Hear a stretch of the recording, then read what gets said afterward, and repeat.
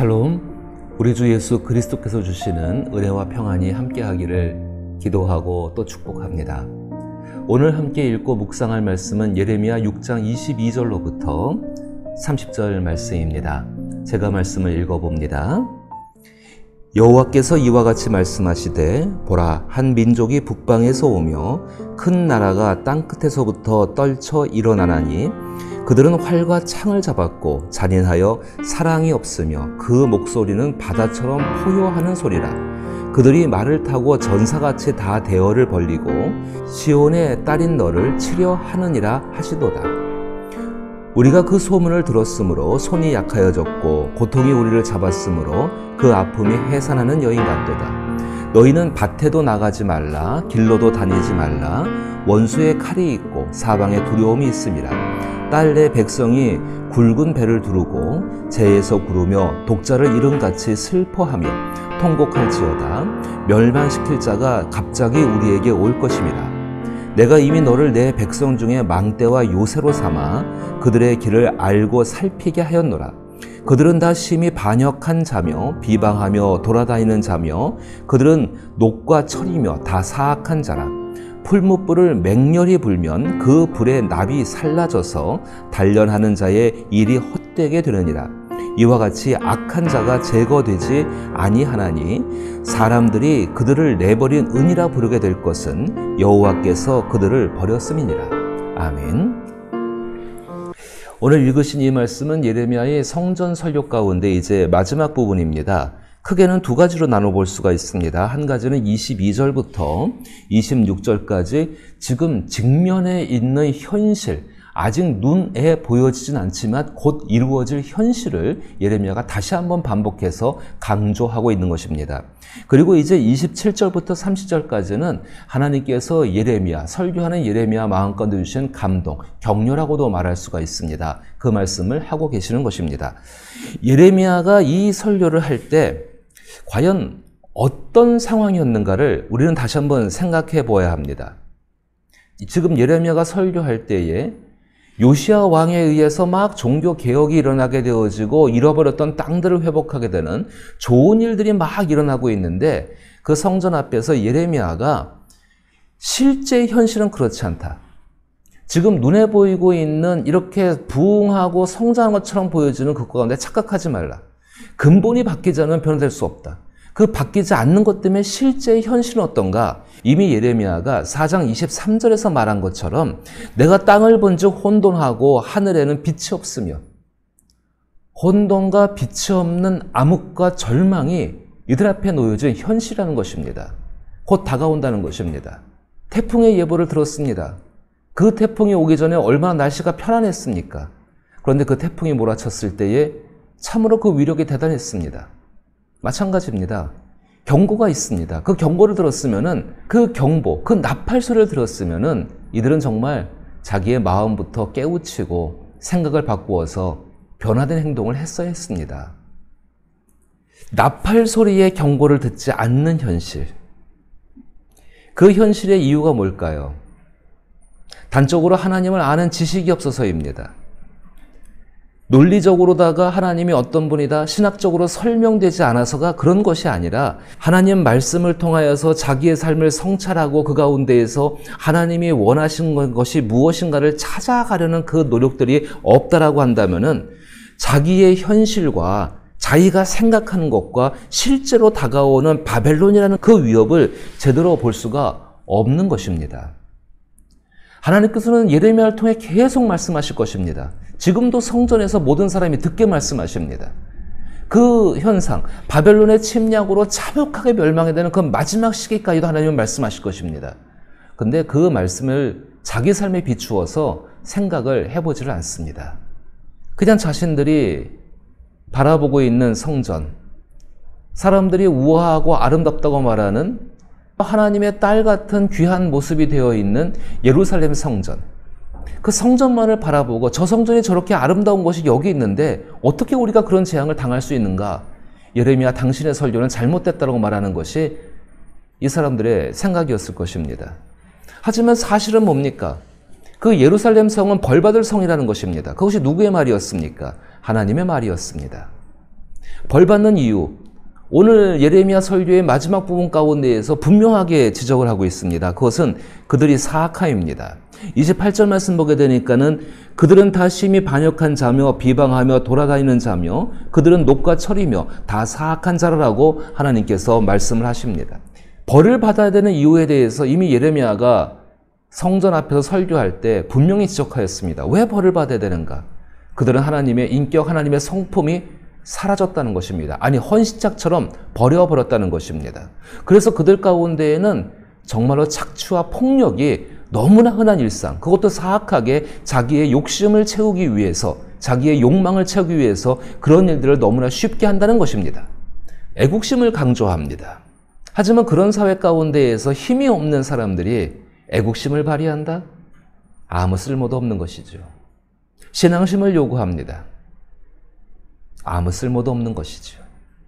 하나님께서 요구하신 것은 그들의 마음의 변화입니다.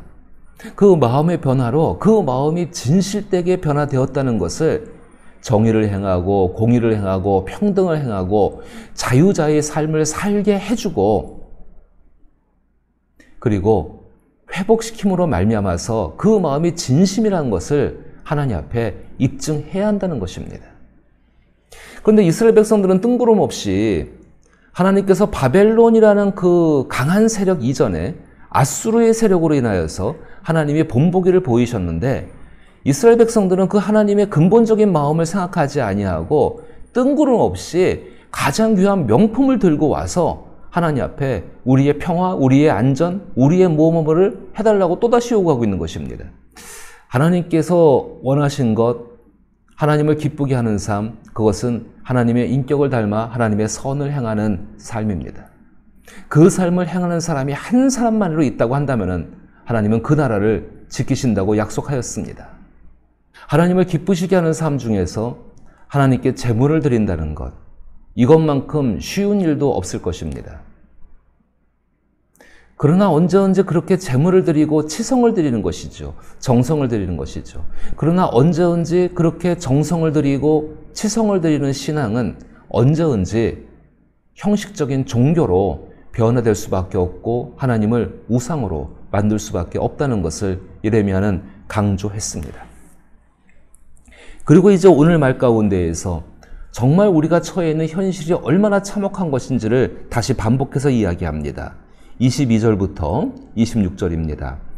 여호와께서 이와 같이 말씀하시되 보라 한 민족이 북방에서 오며 큰 나라가 땅끝에서부터 떨쳐 일어나나니 그들은 활과 창을 잡았고 잔인하고 사랑이 없으며 그 목소리는 바다처럼 포효하는 소리라. 그들이 말을 타고 전사같이 다 대열을 벌리고 시온의 딸인 너를 치려하느니라 하시도다. 그들이 행한 일들입니다. 잔인하고 사랑이 없으며 큰 소리로 남들을 위협하고 협박했던 것, 겁박했던 것. 정말로 가난한 자를 빼앗기 위해서 힘 있는 사람들이 대열을 갖추고 조직적으로 움직여서 이것을 빼앗았던 그 일들. 그 일들보다 더 심각하고 더 무자비한 채로 그 일들을 본인들이 받을 거라고 하나님 말씀하시는 것입니다. 그때에는 온통 24절부터 26절에 통곡의 소리, 슬퍼하는 소리, 고통의 소리밖에는 그 성읍에 남지 않는다라고 말씀하십니다. 하나님이 떠나버리신 것이 아니라 이들이 하나님을 버렸기 때문입니다. 27절에 하나님이 만들어 놓으신 마지막 보루가 무엇인가? 하나님께서 만들어 놓으신 마지막 피난처가 무엇인가?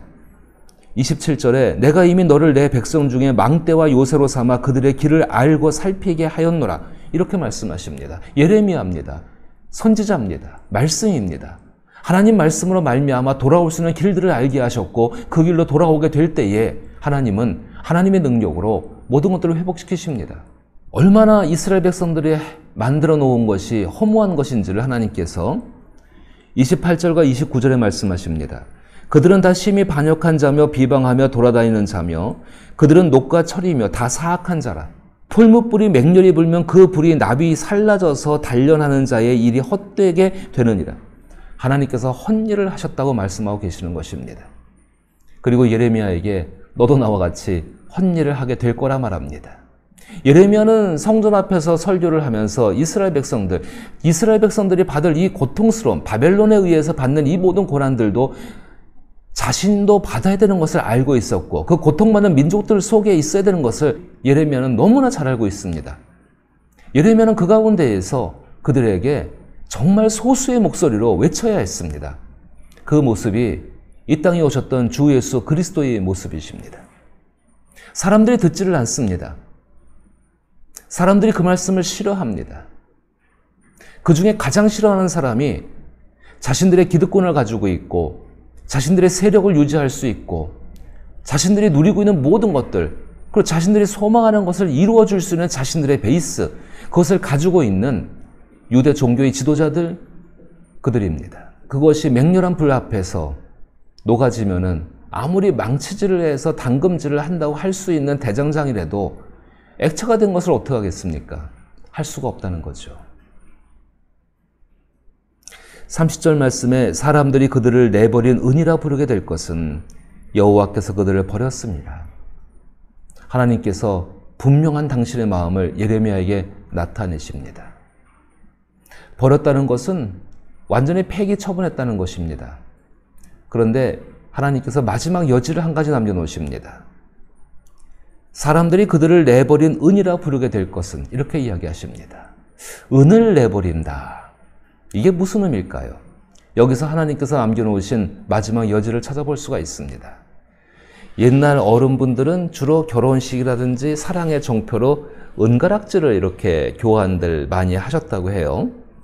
그 은가락지가 시간이 오래 지나서 녹이 슬고 더러워지고 하는 경우도 있겠죠.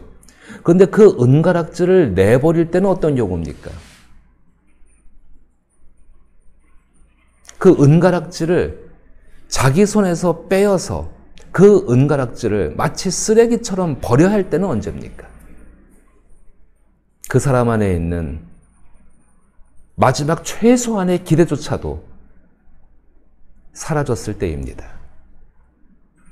그리고 그것이 완전히 고정화되어서 더 이상 아무런 가치도 소망도 없을 때입니다. 하나님께서 이스라엘을 버렸다고 말씀하시는 것은 폐기 처분한다는 의미가 절대로 아닙니다. 이렇게라도 말씀하셔서 그들이 마지막 남은 것, 마음을 돌이키고 돌아오기를 바라셨던 것입니다. 이제 예레미야의 고통을 생각해 볼까요? 과연 예레미야는 이스라엘 백성이 내가 전한 말을 듣고 돌아올 거라고 생각했을까요? 예레미야는 그렇지 않다고 이미 알고 있었습니다. 그것이 예레미야의 슬픔입니다. 그것이 예레미야의 고통입니다. 하지만 예레미야는 그 고통 속에서 괴로운 채로 더 이상 자신이 할 수 있는 것은 아무것도 없었습니다. 하지만 주 예수 그리스도는 이 땅에 오셔서 그 고통 속에서 자기 자신을 하나님 앞에 산 제물로 드리심으로 말미암아 완전한 속건제를 이루시고 그로 말미암아서 우리에게 구원의 길을 열어주셨습니다. 그 은혜를 입고 사는 사람들이 우리들입니다. 그렇다면 오늘 우리의 신앙을 어떻게 바꿔가 할까요? 아직 우리에게 남아있는 하나님의 가능성, 하나님의 기대가 있습니다. 이것을 위해서 우리 자신들을 희생해 나갈 수 있는 그리고 하나님 말씀을 전할 수 있는 그 일 가운데에 어떻게 해서든 간에 참여하고자 하는 것이 우리 가운데 있어야 될 줄로 믿습니다. 바라기는 이 영상을 통하여서 메시지를 전하는 이 일 가운데 우리 위더스 교회 성도 여러분들이 많이 참여해 주십시오. 여러분이 시간만 내주시고 또 여러분이 정성을 보여주신다면은 지금 김포에서 제작하는 이 모든 과정들에 함께 참여하고 또 그래서 인터넷을 통해서 이 메시지가 전달되는 일 가운데 여러분도 쓰임받게 될 줄로 믿습니다. 이 일에 많이 참여해 주시기를 또한 부탁을 드립니다.